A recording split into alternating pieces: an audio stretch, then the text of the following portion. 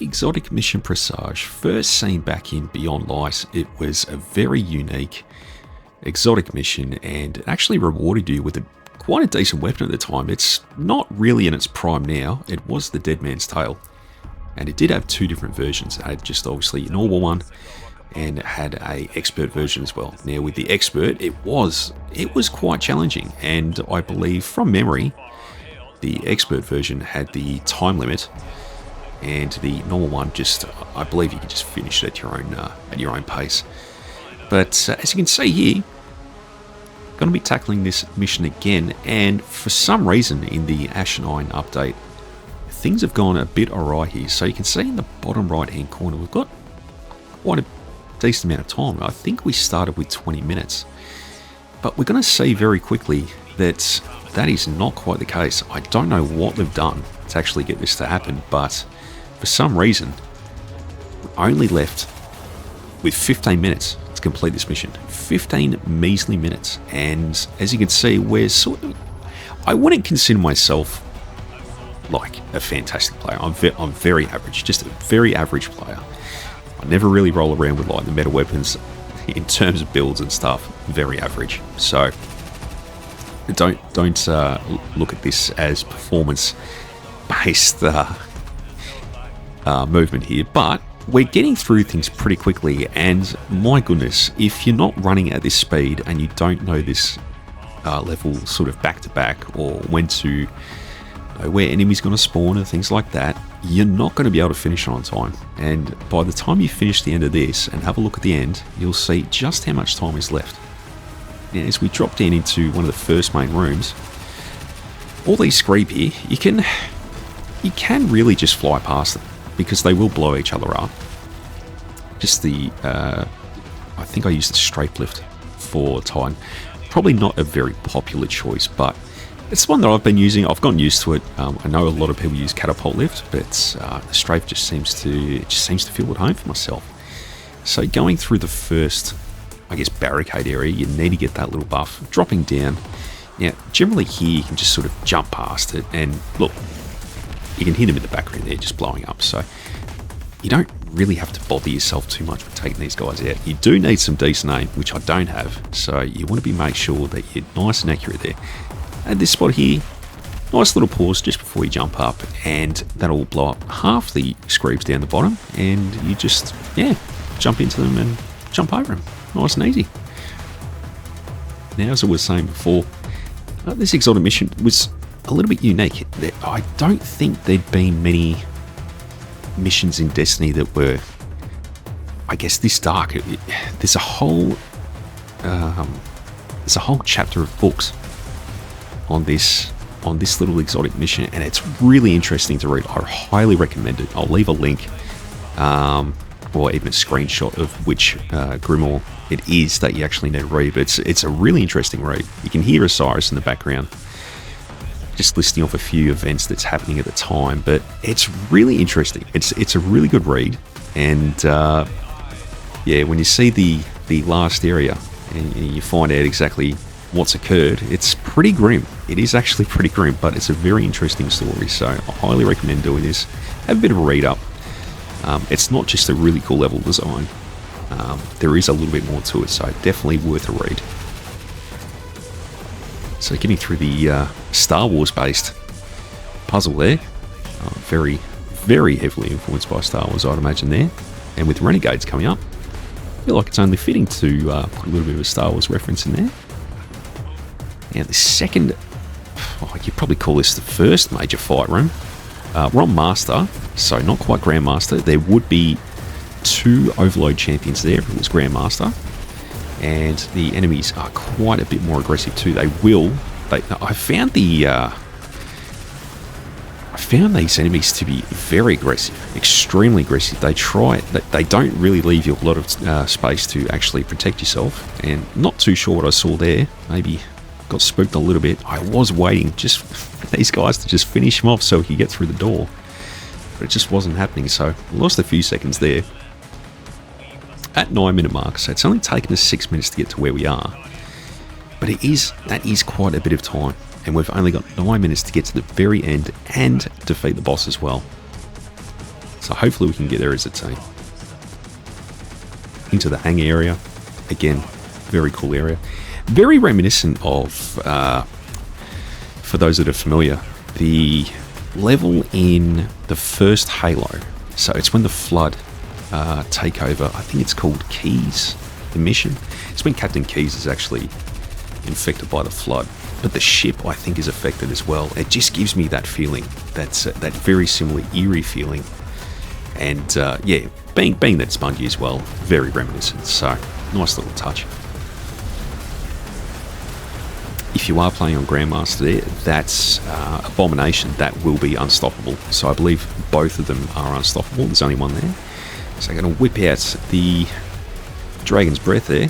And it's got intrinsic unstoppable. So really good pickup there. And we're running with, I forgot to even go through the build. Dual SMGs with Peacekeepers. Now that's purely because the champions in this is Overload primarily, and then Unstoppable.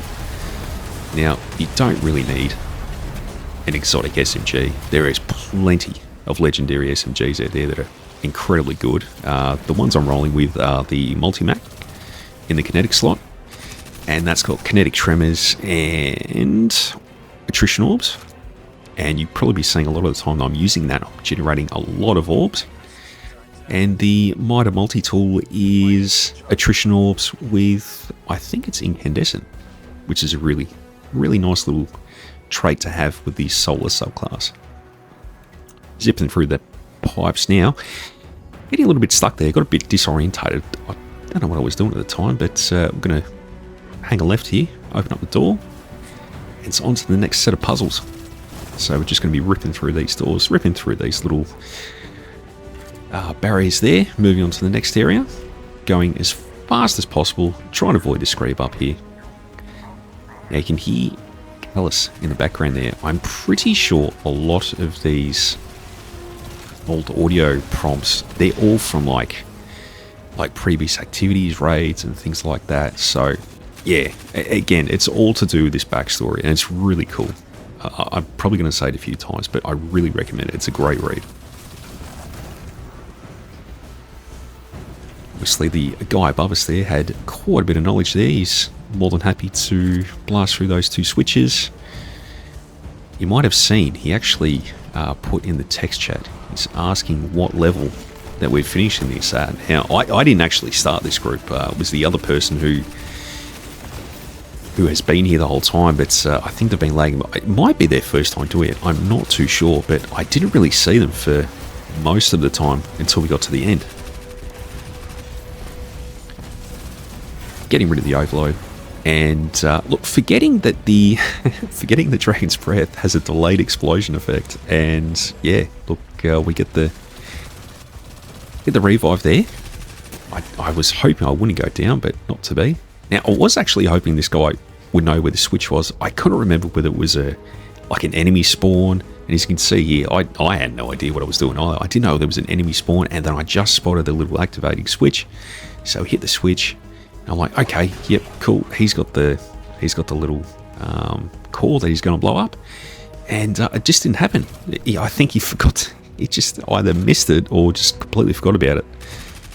I think we've all been guilty of that at some point. You blow the Scorpion up in there, and you leave the switch untouched. But that's what's going to happen there. So, racing over to the back left of the room, you can usually rip through these next few parts pretty easily.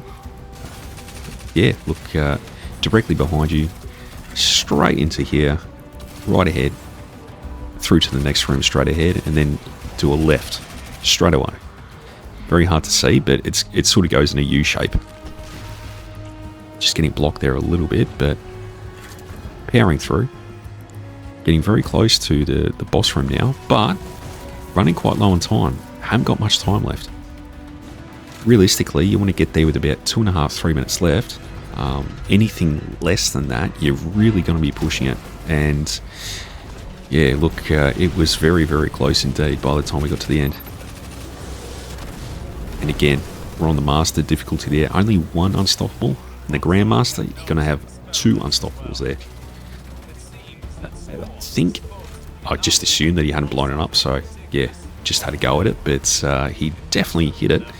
He's obviously sword skating there, which, yeah, look at that. You get a whole bunch of time back. So if you're good at the sword skate, that's going to get you back a ton of time. So ripping through here, we do make a bit of an error. I was hoping you can make it through here without getting the second. I just bounced off the wall and we fall to our death again, and we lose quite a bit of time here. And absentmindedly, I forgot that I didn't have the buff to get past the wall and waste another 5 seconds. So teammate gets past, and I thought I'd give another try. We'll just try, because I think our teammate's actually waiting for us to get to the banner now. And you don't really want to do that. You want to be able to, you just jump into the room, drag your allies in, with the timer, the 5 second timer. So you can get up there quite easily, jump around, and just jump through. So if you're quick enough, again, I've only got strafe jump with the SMG. Admittedly, I think it's the lightweight frame, so you do run a bit quicker, but it's pretty negligible. But here we are, we're in the boss room. And yeah, look, we're just going to proc that first bit of damage, get these solar shielded captains out the way. So I believe how it works is the solar captains, once they're down with the 2 combatants next to him, once all 3 sets are down, then it spawns another 2 little guys, and you just have to work on turning these little computer things off. So get some coolant running, cool it down. It's a little bit hot down there. Waiting on the third one, I should say. As you can see, one of the players there, I think it's his first time. He's just not too sure. Now, back when this was how you got Dead Man's Tail, that when you jumped down there, it was really nerve-wracking. It was so hard to try and get. He was a lot harder to kill. It was really hard to get damage off on him, especially in the expert one. You very frequently ran out of ammo. And in turn, look, it's got to be at least 2023 when it was still applicable. But yeah, very, very hard to get that damage down. Although, beyond that, that'd probably be what? I'd have to check it. It'd have to be like 2021, 22, surely. That's years ago, because Lightfall was after that. Yeah, wow. So it's a lot longer ago than I thought. But I ran this mission so many times for the fact that I absolutely loved it. It was just something so different to what Bungie had been doing, and the story dragged you in, and it just made you really want to get good at it. So that, and Dead Man's Tail is a wicked gun, really cool design, and yeah, I highly recommend getting it if you haven't got it. Really good gun. Hasn't seen its glory days for a while. I think it's still reputable in PvP, but again, there's probably a lot of, you've got a lot of other options these days. I think it is a little bit overshadowed with what's out there at the moment, but hopefully gets a little rework every now and then. But as you can see, they're making light work of the boss. One other guy, he was all over it, and unfortunately, he's not going to be too happy at the end, because he was asking as to whether he was going to get an A tier, and I think this was just on Master, and I'm pretty sure he was like he's rank 9, so he's probably like level 400 and something. But he was not happy. He was not happy that he didn't get his A tier, didn't get good gear. But ultimately, I don't know. I was just doing this just to really have fun on the map. But we finished that with 11 seconds to go. We were going pretty quick, and I don't think I really stayed still for very often. So yeah, look, that was a little rundown of the Presage mission. I'm really happy that it's in the portal now. I know it's been in the Legends section, but there's just been no real incentive to do it. So yeah, look, I'll be doing that a few times. Hopefully I might see some of you guys in there. But yeah, look, thanks for sticking around, guys. Okay, I'll see you in the next one. Bye.